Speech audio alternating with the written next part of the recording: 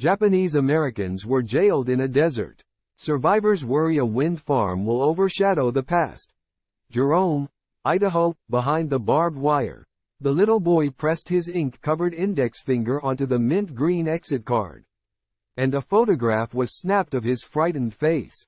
Time equals 400 ms, greater than Paul Tomita was 4. It was July 4, 1943. Independence Day at Minidoka, a camp in the vast Idaho desert, where over 13,000 Japanese American men, women and children were incarcerated during World War II as security risks because of their ancestry. Time equals 400 ms, greater than the wallet-sized paper meant the scared boy in the photo could leave after 11 months living in a cramped barracks with his father, mother, 2 sisters and grandmother. 8 decades later, he returned with West Coast pilgrims who think the life-changing atrocity should be remembered. But now another government decision looms. As a new threat, a wind project the pilgrims worry will destroy the experience they want to preserve.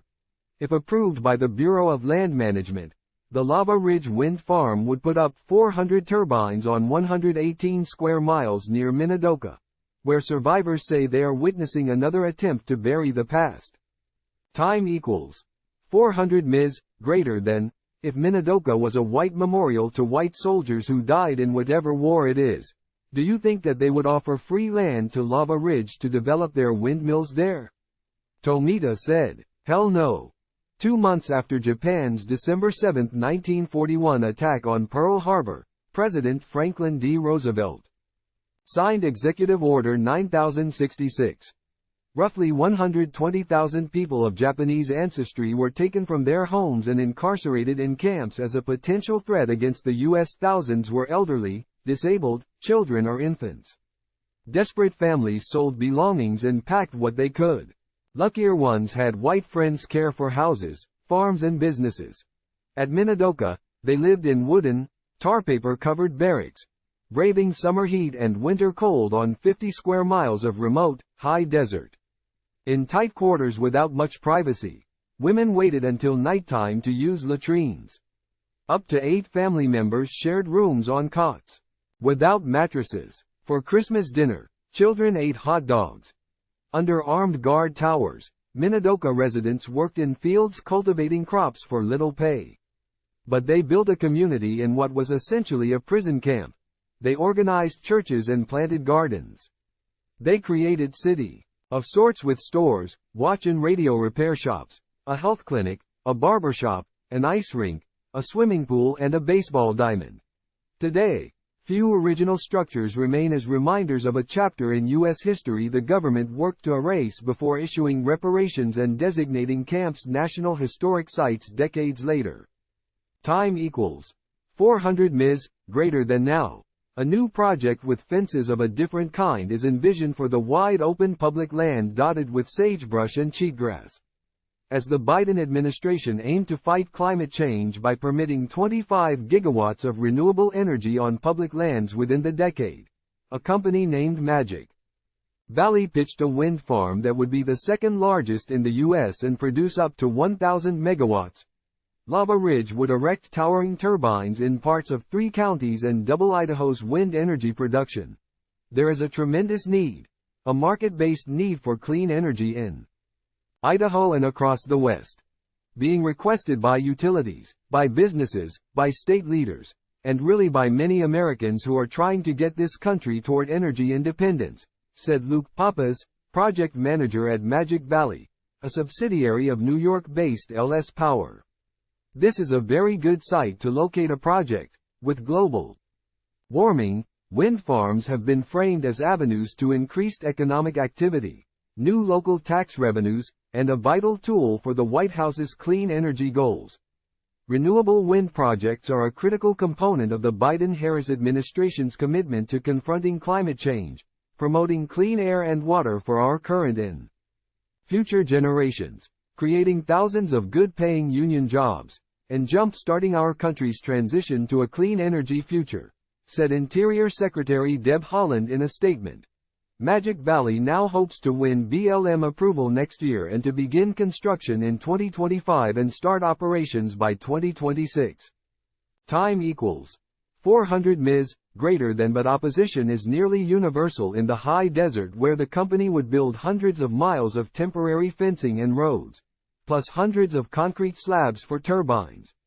There are fears the isolated landscape that draws travelers will be permanently scarred. Explosives used for construction will damage an aquifer, and the project will cast shadows on the desert Minidoka survivors' visit. As the BLM nears a final decision, Minidoka survivors and descendants are declaring the site a place of healing that commemorates traumas their families still struggle to unpack and resolve. "I don't mean to take sides in history," said Idaho Representative Jack Nelson, a Republican. "But the reason we study history is so we don't do those things again." During his 11 months at the desert camp, Paul Tomita longed for his Seattle home surrounded by lush greenery. He asked his mother, "What did we do wrong to end up here? When are we going home?" Time equals 400 ms, greater than, of course. My mom had to song and dance around it, recalled Tomita, now 84. "Even though I was that young, I knew something was wrong." Tomita's family and thousands of other Japanese Americans were under control of the Army's War Relocation Authority. "They told us when we could eat, when we could sleep, when we could do anything," he said. Unrelenting dust in their single room worsened his asthma and sent him repeatedly to the hospital barracks.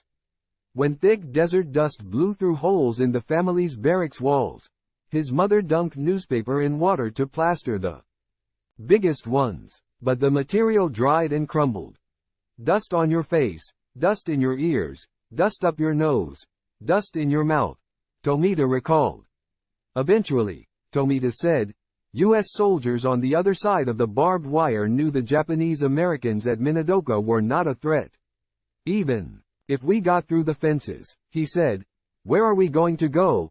While Tomita's family was incarcerated, his father applied for an East Coast job with the Office of Strategic Services, a precursor of the CIA. His assignment? Translating U.S. propaganda into Japanese flyers urging surrender that would be dropped in the South Pacific.